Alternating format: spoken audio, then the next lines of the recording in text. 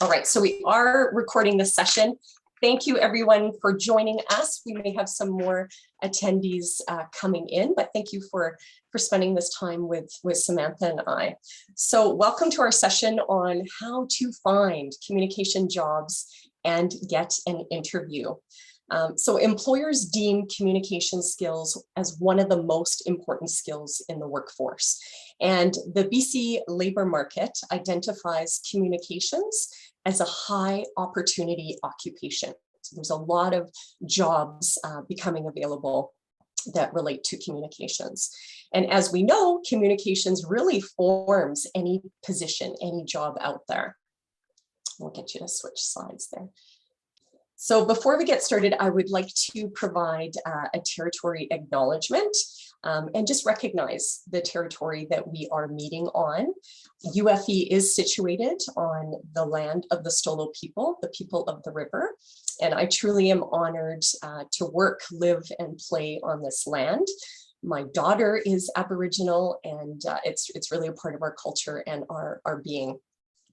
This picture I like to show students and community members. This is UFE's coat of arms, and it features symbols of Stolo culture, local wildlife, and elements of the Fraser Valley landscape. And the words at the bottom, if you can see there, are in Halkamelum, and it states House of Transformation. And that really reflects that UFE is a place of intellectual and character transformation. And I highly recommend, if you haven't seen this coat of arms before, do look it up. There's some really interesting symbols and meaning behind all of those pictures. Okay. So introductions, my name is Susan Francis, and I have had the privilege of working at UFE for over 20 years, if you can believe it. I'm an alumnus of UFE, so probably was sitting in your very seat if you are a student at UFE.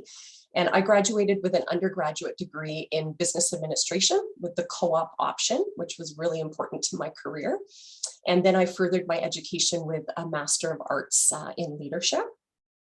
I've worked in the Career Center many moons ago, teaching employment preparation skills to hundreds of students and placing them into jobs related to their studies. I've worked in various leadership roles where I've actually recruited and hired and sat on hiring committees. So hired many employees at UFE. And presently I am a professor in the communications department, teaching applied communications. Over to you, Samantha.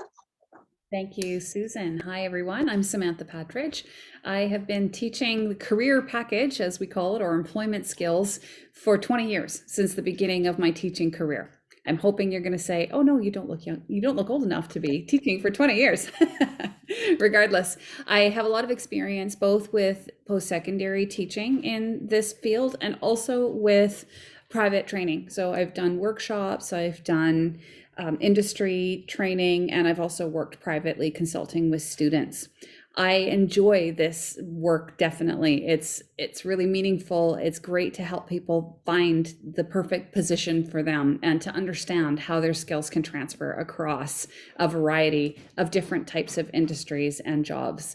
I find my own daughter is 15 right now, and she's doing careers classes at school. And the question that comes up all the time is, how do I know what kind of job I want? And I keep saying, don't focus on the job, focus on what you like to do, and the job will come later. So hopefully these skills that we give you today are going to help with that. Back to you, Susan, to keep us going here. Great, thank you. So today we are going to cover a number of items. We only have an hour together. We could probably spend weeks together, but we've condensed this information for you. So we're going to talk about job search. So where do you look for jobs? How do you actually find a job opportunity? We're going to touch on transferable skills, so those soft and hard skills that are needed to translate into your persuasive cover letters and resumes. So we'll spend some good time there. We will have about 5 or 7 minutes at the end for questions, but if you do have a pressing question that you'd like to ask as we're presenting, feel free to place it in the Q&A box, and we'll try to keep an eye on that for you as well. All right, so let's begin. Job search. Where can you search for a job? If you are looking for employment, where is one place that you would look? And I'm going to get you to interact with us here. So if you want to throw an answer in the chat box, where is one place you could look for a job? And I'll get you. Yes, indeed. Thank you, Clay. Absolutely. UFE's career website. Good one, Lauren. Any other thoughts where we can look for employment? Job postings. Maybe one more idea out there. All right. Okay, so moving on. LinkedIn, thank you. Thank you for those two, Clay. So there's many different places that we can look for jobs. So Samantha, I'll just get you to switch the slide. So this next slide includes a number of different job banks. So you've mentioned UFE Career Services. We've got the Work BC, which is a labor market site. And this is really interesting to find out more information about the career direction that you're heading. What do the opportunities look like, the outlook, the work environment, but they also post job positions as well. Indeed is probably right now one of the largest job banks to look for employment positions. And just the other day I was on there and just searched communications just out of curiosity. And often, you know, the jobs we're looking for might not always include that word, right? Communications, for example, but there were over 100 different postings that came up in just entering that one word. Job Bank, BC Jobs, there's a lot of government opportunities out there as well. So BC Jobs and the Job Bank are great sources as well. Workopolis, Monster, Wow Jobs. So these are really great resources for you to check out for positions that are already posted. On the other side, we've got professional associations. So sometimes we don't think about different associations or societies that are connected to our education and careers that we want to explore. So Samantha and I have listed here a few connected to communications. So the Canadian Public Relations Society, the Society for Technical Communication, Communication Association. So these are just three, and there's many out there, national, local, that also post job opportunities. And often for students, you can obtain a student membership with these associations to network, to get involved, to meet people, and it's a great way to become informed about employment opportunities. Company websites, of course. So maybe there's different companies that you can think of that you would enjoy working for. So those are definitely great resources to check out. Most companies have a career site right on their website. LinkedIn, Clay had mentioned that one as well, a great social media site for looking for employment opportunities. And it's really grown, LinkedIn. So right now, if you have a professional profile in there, and I highly recommend it, they will actually send you job postings, right? So on my phone, I will get notifications of job postings that are connected to my skill set, my background. So another excellent way to find out about employment opportunities. And they actually have a job section on LinkedIn if you're on that site. Newspapers, old school, but still within classifieds and in newspapers, we are still seeing some postings. Often we're looking at e-newspapers, right? So checking those out as well. And really networking, right? Forming those connections, because certainly a lot of positions are actually posted, but often they're not, right? Or you might connect with someone before a job opportunity is posted and they might have you in mind. So really building your network through LinkedIn, through your instructors, past employers, really formalizing that, getting involved with associations, attending events, as well as informational interviews. So if there's a company that you're really interested in working for, or a person that you've connected with in your network, set up an informational interview. So it's not a formal interview. It's somewhere where you would go and ask some questions about what they're looking for down the road, what skills you might need, leave them with a resume, as you never know when they might call upon you.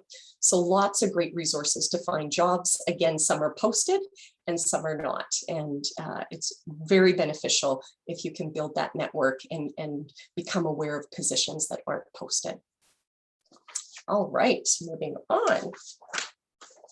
And as mentioned in the last slide, I put UFE Career Services, but that is the Center for Experiential Learning and Career Education. And in my career, that is what got me started. I was a co-op student, and one of my last co-op work terms was at UFE, and it really landed me a permanent position after graduation. So use the Career Center, one of the best resources on campus, I truly believe. There's work study positions on campus, permanent opportunities, co-op, so really get involved with them. So now maybe you found some job opportunities, some postings. What do you do? What do you do with that job ad? Well, first of all, you want to keep a copy. I don't know how many students have come back to me when I was working in the Career Center. I applied to this job and I no longer have a copy of the posting. Or companies might pull that job off of their website once it's closed. So really, really important to keep a copy, whether that's a printed copy or you're copying it and pasting it into Microsoft Word and keeping an electronic copy, because you'll want to go back to that posting for the interview. Really important. And then what you want to do is analyze, go through that job posting and look for the key skills that they're after, the qualifications that they're looking for, any key terms and words that they're using. And often what I'll do is actually even highlight some of the key things that they're looking for. And feel free to mark up that job posting, again, via electronic or hard copy. What skills do you have? What experiences do you have that meet those requirements that they're looking for in the job posting? That is what they're after. And that is how we can be persuasive, right? Is really connecting to their posting and requirements. So yeah, creating a little checklist for yourself. What do you have from that posting? And this information is what will go into your cover letter and resume. And of course, you can always look at the company website for further information. If you're curious about the company, the culture, once you've got a job ad, definitely I recommend looking at the company website immediately. Okay.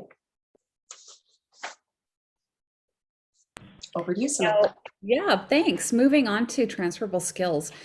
Even before you start your job search, I highly recommend that you keep yourself a spreadsheet of the transferable skills that you have, of all the activities that you do as part of your work.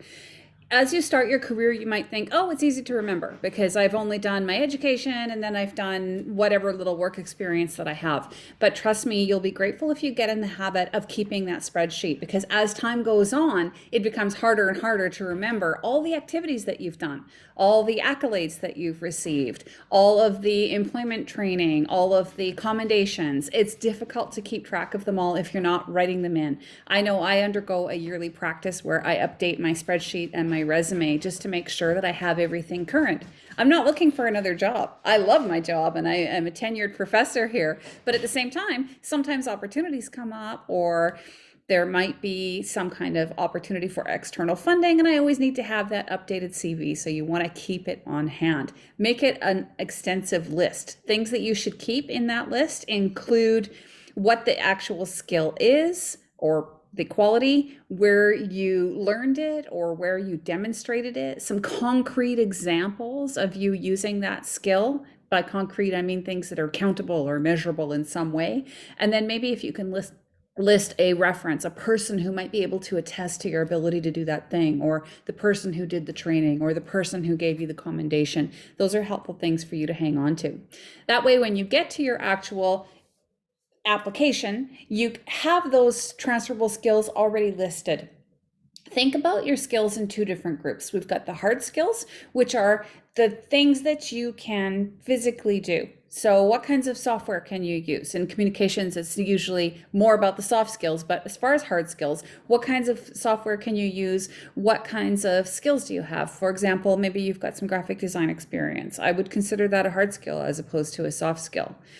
You've got to also think about any work experience that you have. So have you handled cash? That might actually be a transferable skill. Even though it's not something that a communications job always requires, it shows something about you. Sometimes those hard skills also translate into soft skills. When we talk about soft skills, we're talking about interpersonal, we're talking about communications, how well do you get along with and communicate with others, but we're also talking about character traits. My biggest pet peeve on a resume or a cover letter is when people tell me that they're trustworthy. They tell me that they're hardworking. They tell me they're conscientious. Because my inner voice is constantly saying, am I just supposed to take your word for it? So if you want to show me that you're hardworking, tell me that you worked 20 hours a week while pursuing a full-time education and still getting A's and B's in your courses. That tells me that you're hardworking without saying, I'm hardworking, just believe me. That's just one example. That's where the money example comes in as well. If you're handling cash somewhere, you can tell me that you handled cash. You were responsible for a float of $1,000, $1,500 every evening. That tells me that you had some responsibility, that you were trusted, that you were trustworthy, conscientious. So think about those transferable skills, make those a list, put them into your spreadsheet so that you're ready. And when you get into your writing of your resume, I want you to think about a little sales technique that I often recommend to my students. Think about FABs. You have a lot of features. So maybe your skill is that you can type 70 words a minute in Microsoft Word or in any word processing. You can type 70 words a minute. That's the skill. Okay, great. You could put that in your resume. Sure, that's concrete. Good. But maybe think about the advantage that that skill gives your employer. If you can type 70 words a minute and another candidate can only type 40, what's the advantage to the employer of hiring you instead? Well, you can type faster, so maybe you can get your work done a little faster. Then we go even further into the benefit realm where you say, okay, what can this advantage do for the employer in the long term? How does it make you the best candidate? Okay, instead of saying now on my resume, I can type 70 words a minute, I'll say my ability to type 70 words a minute means that my tasks will be done quickly and efficiently, and I can do more for you, therefore saving you time and money in the long run. Okay, so think about that FABS technique as you go through the rest of the documents. And now let's look more specifically at the resume. I'll turn it back to Susan for that. Thank you. Okay, so we're going to get you to use that chat feature again. Among hundreds and hundreds of resumes, how can your resume stand out? Any thoughts on how you can make your resume stand out from others? Maybe I'll get one or two comments in the chat box. How can you make your resume different from others and stand out to an employer? Maybe that's why you're here. You're not sure how. Give you another 30 seconds if anyone wants to throw a comment in the chat box.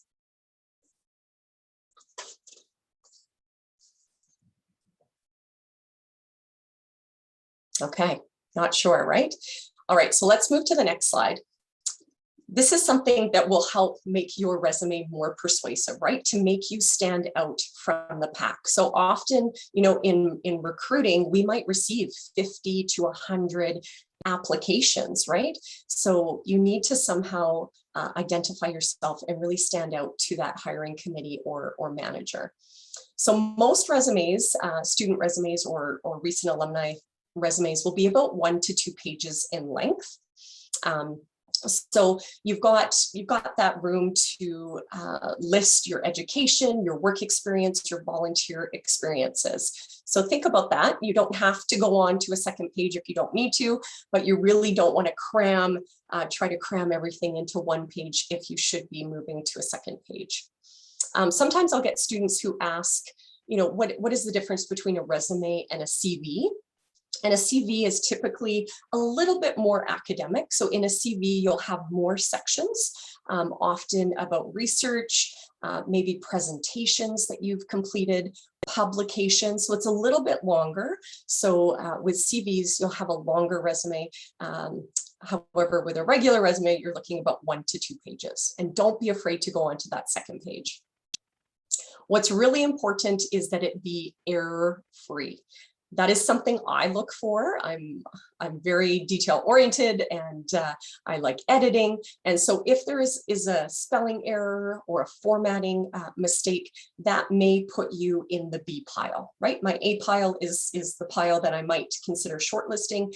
The B pile, maybe there's a spelling mistake or a formatting mistake. So just make sure that's error-free. I always recommend making sure that you have at least 2 other people besides yourself looking through your resume for catching any mistakes or errors there. You could look through your resume 100 times and think it's perfect, but you'll have a couple other people like Samantha or I look through your resume, and we will likely catch something there. Yes, thank you, Samantha. So Samantha's mentioned in the chat box there as well that often later in our careers, we might use a CV in advanced postings or industries as well. Great, so thanks for that comment. So really think of your resume, your application, as a marketing tool, right? This is a tool to show employers, to showcase your skills, right? Your hard skills, your soft skills, your education, your experiences. So really look at it in that fashion. And sometimes that's hard, right? To promote yourself, but that is the purpose of a resume and cover letter, right? It's to market yourself in order to get that job interview. All right, moving on. So obviously content is hugely important, right? The content that you are including, we're being honest, we're being detailed, and we'll get into some further information there. But in addition to that, the design elements are key, right? The look of your resume, the fonts that you're using, lines to sort of divide information. Sometimes people will use color, right, in their resumes, and that can be effective and look very good. You want to use professional bullets, so you're not just including slashes, right, dashes. So in Microsoft Word, for example, using that feature, that professional feature for bullets, and making sure all your bullets are aligned, everything is looking beautiful. Columns can also be important, right? So maybe I've seen students with a lot of technical skills, and maybe you'll have a table listing all of your technical skills. So think about the look and how that's coming across to the reader. How can you simplify that and make it really visually appealing and easy to read and look through? If you do go onto a second page, do include a header, right? So page 2 with your name. This is important if the employer is printing your resume and for some reason it gets, the second page doesn't fall behind the first or whatever happens there, they can easily find your second page and put it together. So do include that professional header on your second page. Think about the order of information. So often we'll see reverse chronicle order, right? So you are putting your most current information first, followed by the least. In addition to that, think about what is most important, right? So as a university student, maybe an upcoming graduate, perhaps your biggest asset right now is your education, right? Being a university student or an upcoming graduate. So maybe you would consider having that placed ahead of your work experience. Or maybe you've participated in co-op or some other great opportunities, practicums, and maybe you've got some really great relevant work experience associated with the job that you're applying for. Then you may want to include your work experience first. So really think about that, the order of information. Even within a job, right? A job description, when you're listing your responsibilities, think about that order. What was the most important responsibility that you held to least important? White space, we love white space, right? So making sure you've got nice margins. Each section, there's at least one white line space between your sections. Again, this just really makes it easier to read from the recruiter's point of view. And then of course, page layout, right? Sure, you've got some nice white space, but is everything on the left-hand side and you've got sort of a white blank space on the right? Maybe you consider putting your dates of employment or education on the right-hand side. So really look at that page, that design, because it's really, really important to recruiters. All right. So there was a focus group of expert recruiters, and they really stressed two important things, two things that they look for in resumes and your characteristics. First, they wanted to see information about the skills that apply to their job, right? What skills are you showing me in your resume that apply to my job? Because that's what I care about, right? So students who took the time to really identify those skills, maybe even those key terms, that language that is used in that job posting, and put that information in their resume was hugely valuable to this expert panel of recruiters. So they were a little less interested in, this huge job history, all these past duties. What is important for their job, for their company? And then second, to that last slide, is that format, right? That valid information in a really easy to read, attractive style. So you are focusing on their posting, their language. What are they looking for? You're tailoring that resume, and you're making sure it's formatted. The design is really attractive. So those were considered the two most important things according to these expert recruiters. Okay, so let's get into that resume. So persuasive resumes, again, probably the thing I value the most are candidates who research the company, right? So they know more about my department, my organization, than what they would have just found out from the job postings. So they've gone one step further.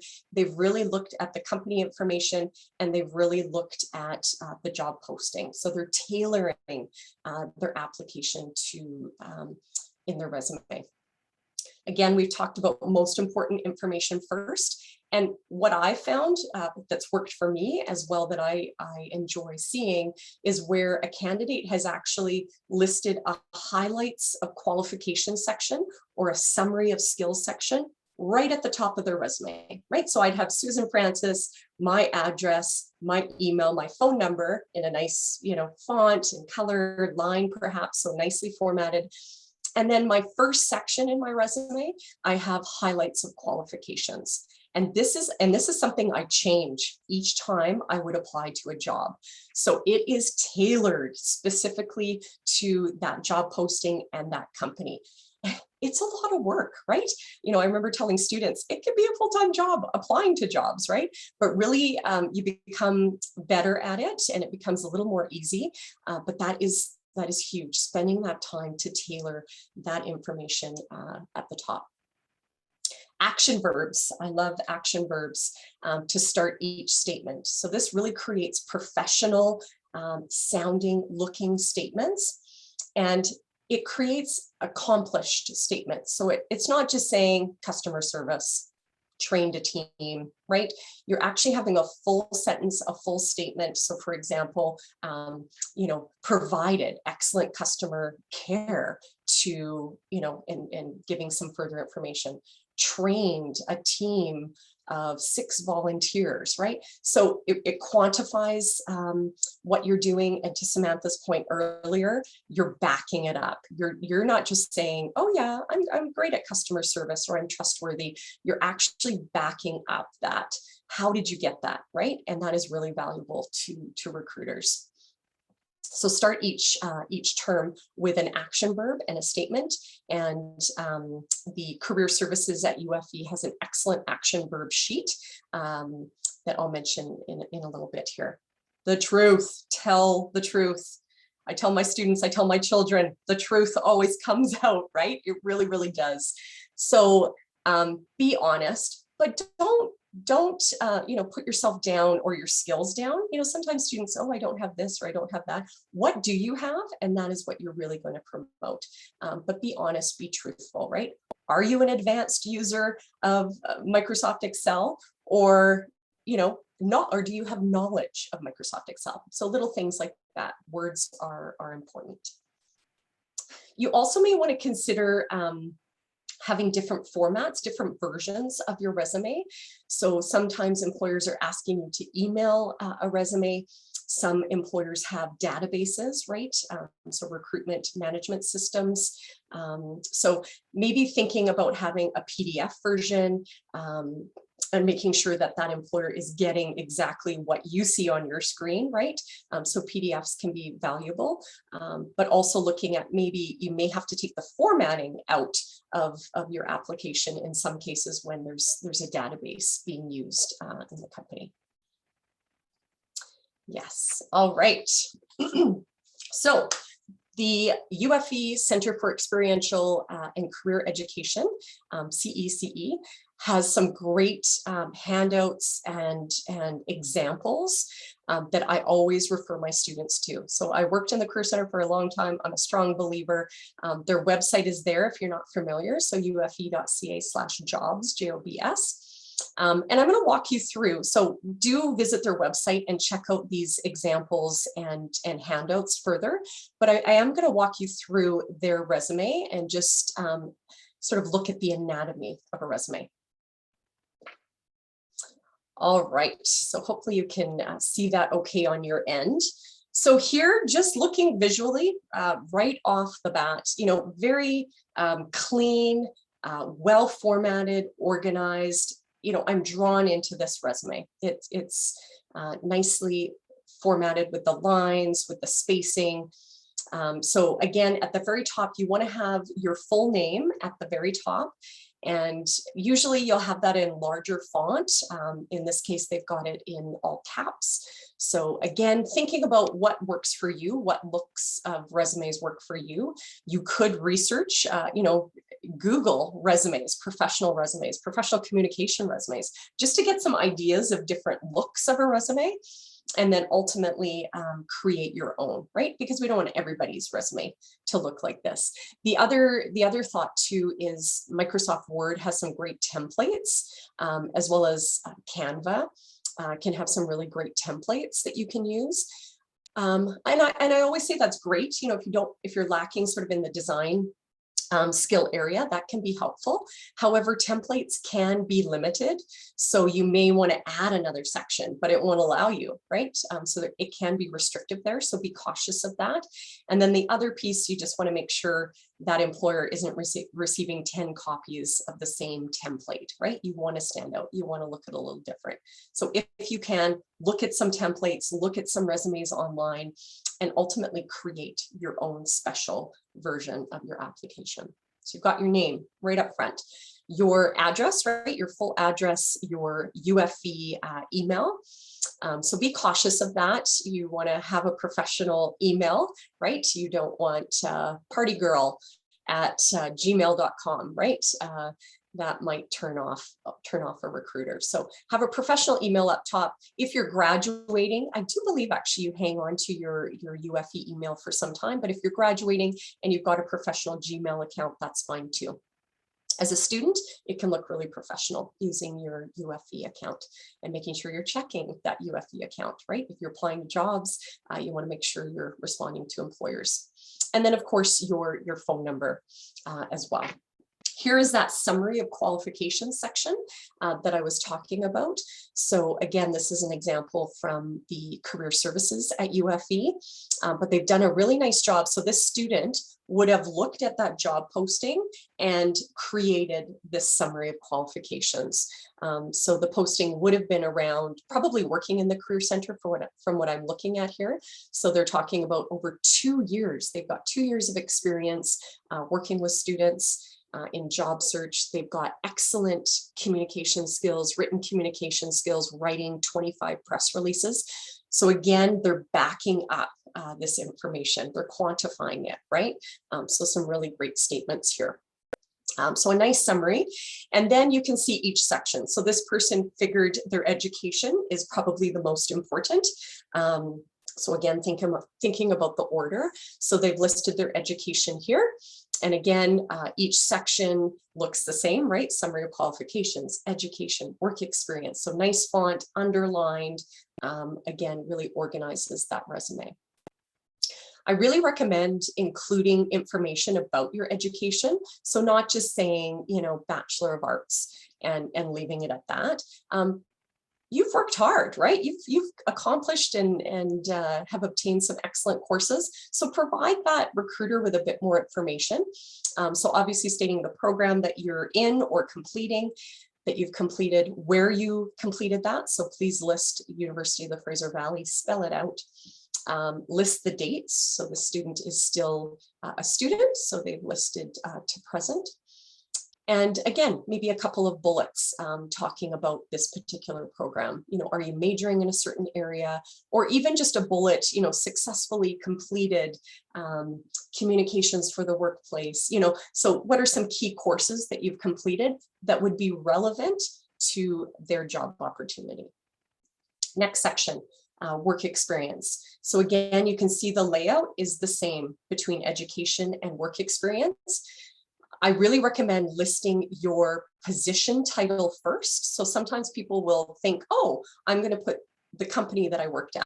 That's the most important. No, it's the job you did, right? So listing the position title, the role that you filled, then below it, where that was.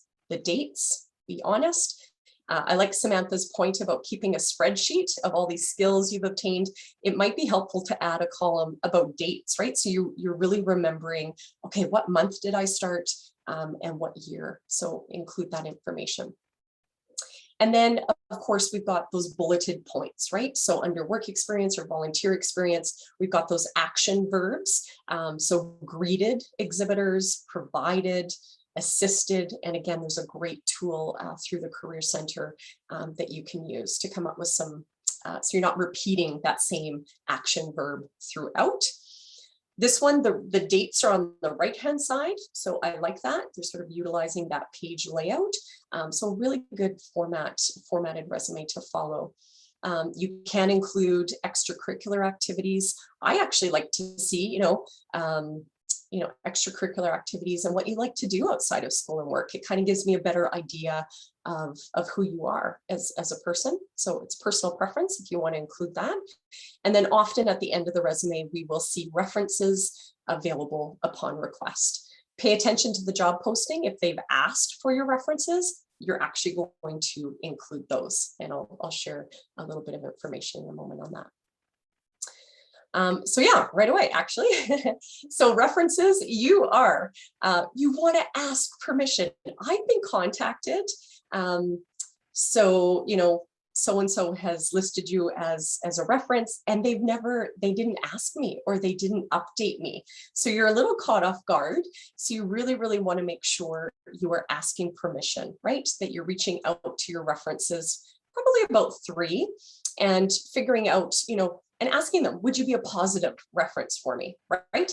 Even asking, what do you think my strengths are? Where could I improve? So really finding out what they would say about you. Can I jump in, Susan? What's that?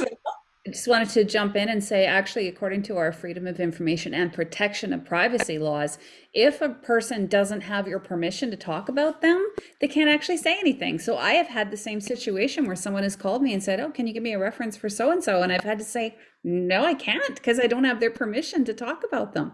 So make sure you're on top of that one. Definitely you have to ask. Absolutely. Absolutely. So positive references. List all the information. So actually we can go to the next slide. List all of those details, their full name, their job title, their company name, their phone number and email if you can. And so maybe you worked for this employer previously. So then I might have, former supervisor.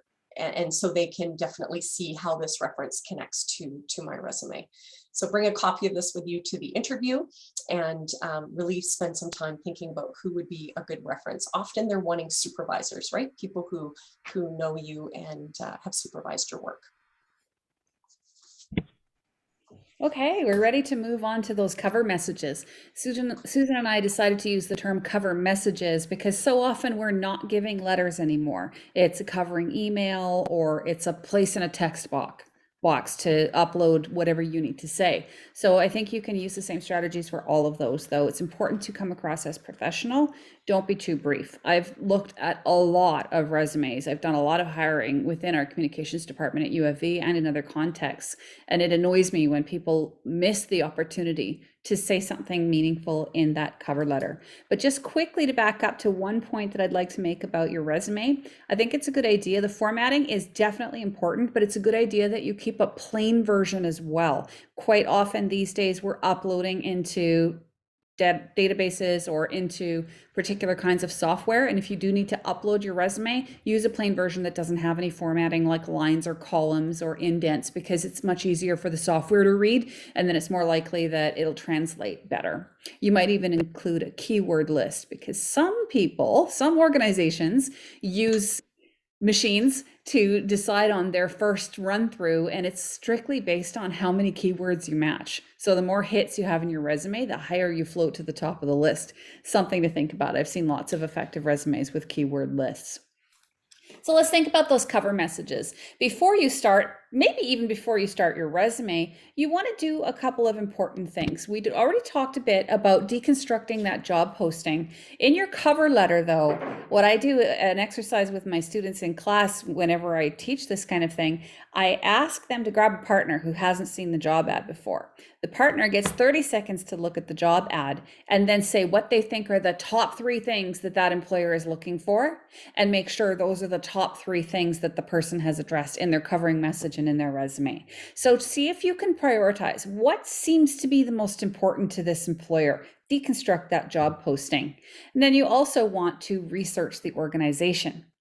In your cover message, this becomes important. It shows that you're serious about working there. You've gone above and beyond the job ad. If I see, for example, if someone's applying to the communications department at UFV, and I see that they have put in some mention about UFV's commitment to indigenization, and it wasn't mentioned in the job ad, I'm going to be impressed, because I'm going to think, okay, they've done their homework. They've looked at what we are all about, what we have to offer, and our future directions, and they're showing their willingness to be on board with those plans. So think about researching that organization.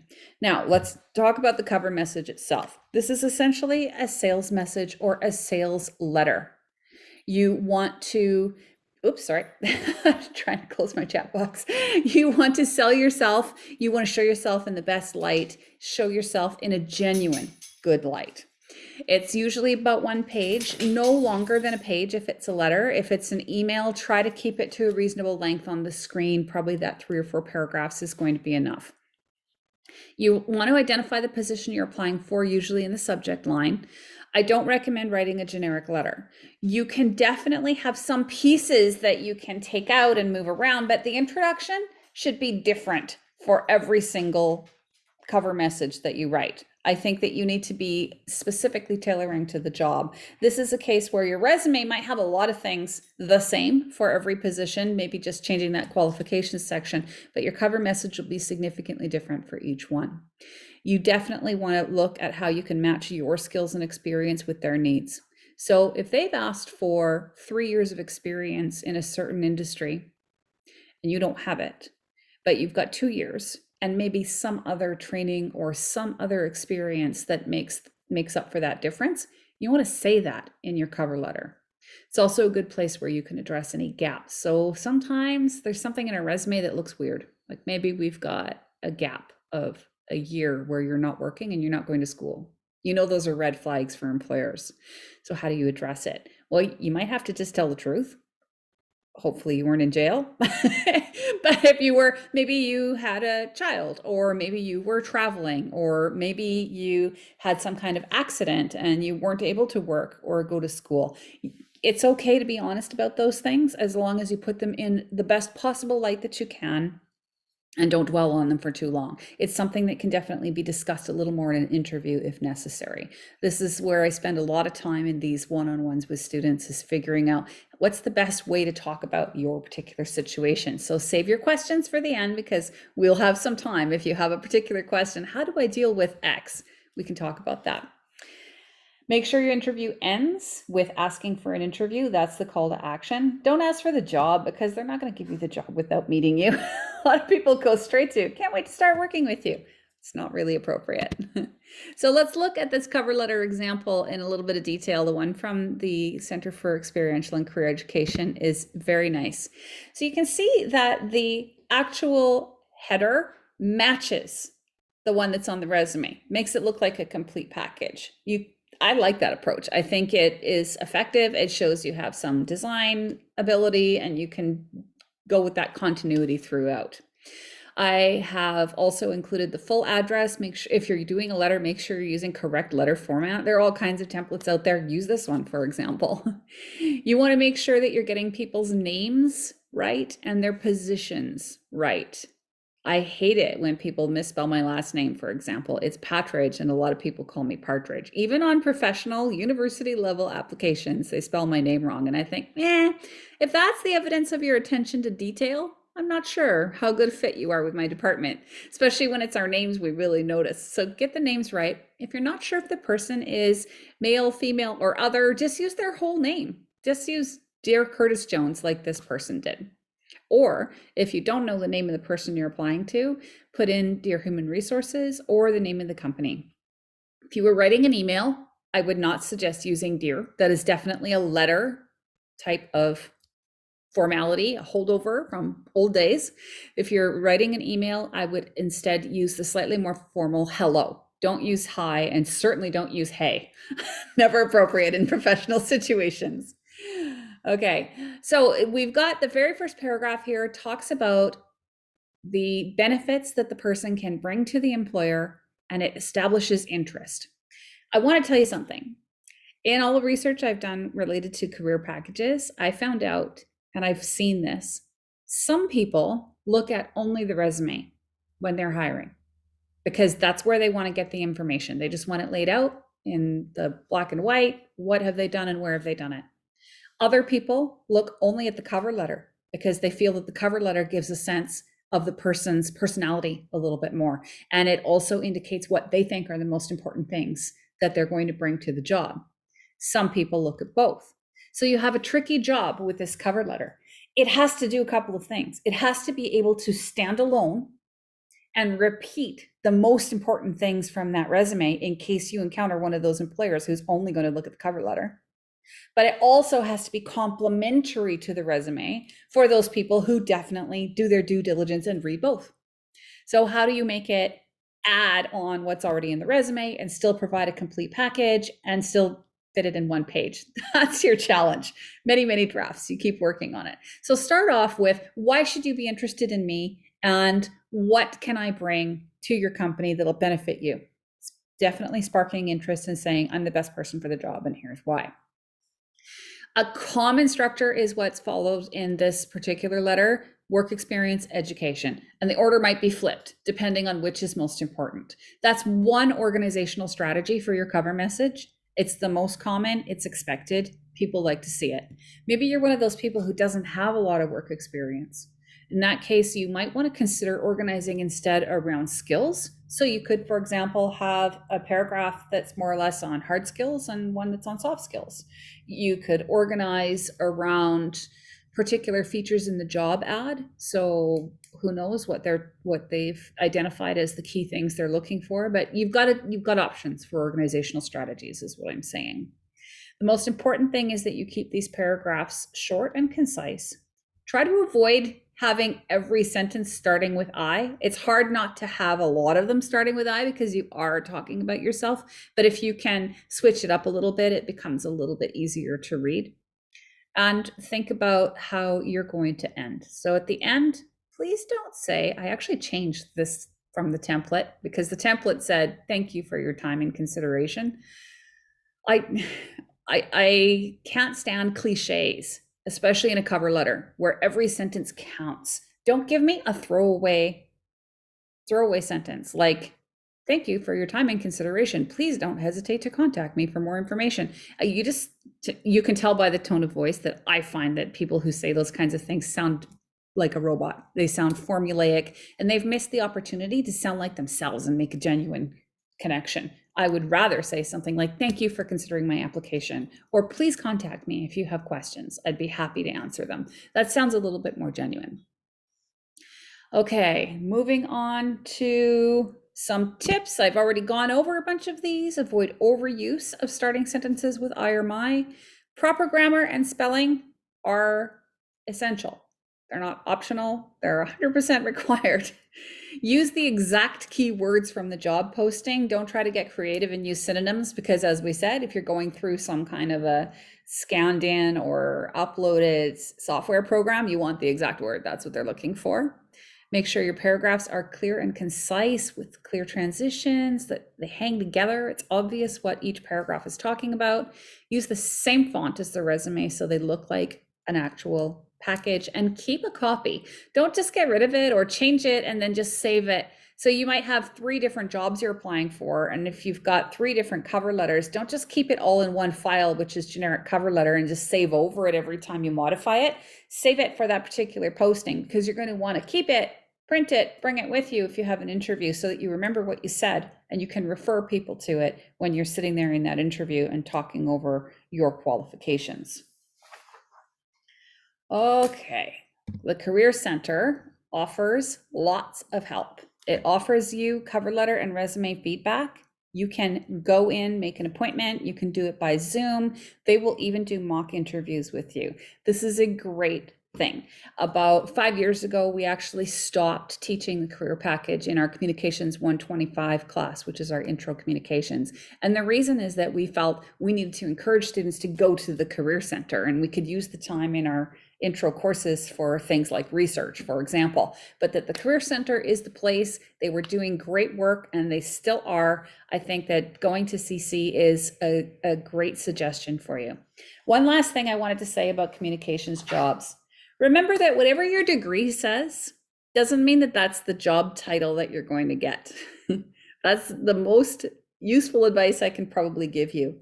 None of you are communications degree students, because we don't as yet have the communications major up and running. We will have one starting in the summer. In case you're interested, let me know. We can talk about your possible options. But for now, you're here because you're interested in finding a job in a communications related industry. And you might be in business, you might be in who knows what, you might be in the BA, you might have English major, you might have a psych major, you might have a kinesiology major. I have no idea what you're into or what you're all about, but just keep an open mind. Look for jobs that have similar skills and attributes to what you can offer, and you'll probably be happy. Personally, all my degrees are in English, which is considerably different from communications. It wasn't until I was in the workforce that I realized the affinity I had for communications, and I started a whole bunch of on-the-job training as we went. Now I've found my niche and the place that I want to be. Very few people these days start in the job that's their end job, because they grow and evolve and more opportunities come up as time goes on. Keeping these communication skills sharp is what's going to help you to get and keep that job. I want to make sure we have enough time for questions, but I just want to give a little plug to the session that I'm doing next week, which is about how to use your communication skills at work to be noticed and get promotions. If you want more information on that, you can get in touch with me. And in the meantime, what kinds of questions do you have about your own situation? Is there something sticky or tricky in your resume? Or do you have questions about how you can network better? What do you have? What can we answer for you in this last 6 minutes? Feel free to put up your hand or put something in the chat. Do you have the option to put up your hand? Well, we've got Q&A. Q&A box there. Yeah, the Q&A box or the chat, either one. So feel free to list a question. I think just in summary for me, as you're posting your questions, research, right? Research the company, tailor that application. So in that highlights of qualification section in your resume, that is for the company, right? You are selling them, you're persuading them, wow, this person has all these skills I'm looking for. And then in your first paragraph of your cover letter, really, using that research from the company and connecting, to their values, their mission. What did you find out about that company that isn't in the job posting? That lures me in. Wow. They know something more. They really are interested, passionate about working for our company. And then the formatting, right? The content, the look. I think those, to me, are the three most valuable pieces to take away. Mm-hmm. Any questions out there? Anything we can help you with? Any question would be a good one. Here we go. So how would you go about asking your current manager to be a positive reference for a job that you're applying for? Excellent question. So in the past, what I have done, I really believe in being open and transparent, so I think it would be appropriate to set a time to meet with your supervisor and just let them know all the positives, right? You've really enjoyed the position and working on the team. You are looking to build your skill set, right? Maybe you're graduating, maybe you've got some more education, so you're looking for an opportunity that will match your skill set. And you would love to obtain a reference from them. And really a good leader, a good supervisor is going to support you in your journey with that. So I think taking the time, plan out what you want to say. And so it's not just, hitting them with, oh, I'm leaving, could you be a reference? But sharing what you've really enjoyed, what you've learned from the job, and here's sort of your next step in your career. And you'd love to ask if they would be a positive reference for you. And I've had success in that realm. Any thoughts, Samantha? Yeah, I actually, as a supervisor who's often asked this question, I actually ask people, what would you like me to be able to say about you? And that then you can use that opportunity as the job candidate to be able to say, well, remember when we worked on X project, or I'm hoping that you found my skills in this area to be at a certain level. I find that's a good approach. Not every supervisor is going to ask you that question though. So it's definitely a good strategy to say, hey, I'm applying for certain positions and I wonder if you would be able to give me a reference. If they come back and say, yes, I'd be happy to, then you can say, that's wonderful. I'm hoping that you can talk about X, Y, and Z. And that way you're directing the conversation a little bit and making sure that you're getting a full picture to potential employers, but you're not constraining what the person has to say. Don't be afraid, because as a person who's frequently asked for references, I find it much easier if you tell me what you want me to say. And then I can say, oh yeah, I agree with that. Oh yeah, I remember Lauren was in that class of mine and she did this and that. I had a really good time with that. Sure, I can talk about that. But if you don't remind me, I might have to go back through all my files and all my lists and think about, okay, what can I say? And it might not be as effective. So don't be afraid. Yeah.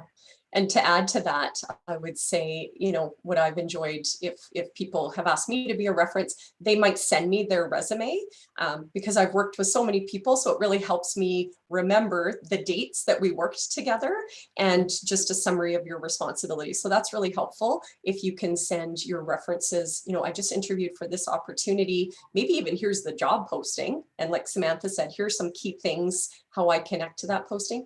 And here's an updated copy of my resume and potentially cover letter. And that just really helps your reference recall all the duties that you were involved in and the time, right? The time frame that you worked together. Yeah, that's right.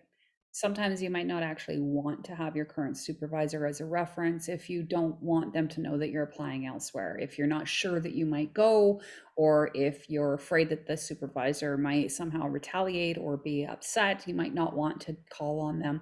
But it's a good time then to look at colleagues who might be a little bit more sympathetic to you. So choose who you want to pick. Choose who you've got for your references. Yeah. Okay, I don't see any other questions coming up. And it is 11:59, so it looks like that's a good place for us to end. Just want to let you know a couple of references. Obviously, we used we forgot to update our references slide. That should say UFE Center for Experiential and Career Education. And they do still have that career resources on there. So if you want those templates, you can hop on there and get them for free for student use, and you can book appointments to get more consultation on your specific career package. package. And then we also used our textbook that we use for our Communications 125 and 251 classes, Communicating for Results. It has an entire chapter. There's a lot of resources out there, lots for you to look at. If you'd like more information, just get in touch with me or Susan by email. We'd be happy to help you out. Susan, last words from you? Yes, no, thank you for your time. Thank you for joining us. I hope that was helpful. And like Samantha said, feel free to reach out. It's our first name dot last name at ufe.ca. You can look us up in the directory in UFE's website. Happy to help. And again, that Career Center is Career Services Co-op, a great, great resource for you. So we wish you all the best. Yeah. Take care. Great. Thanks, Bye. Susan.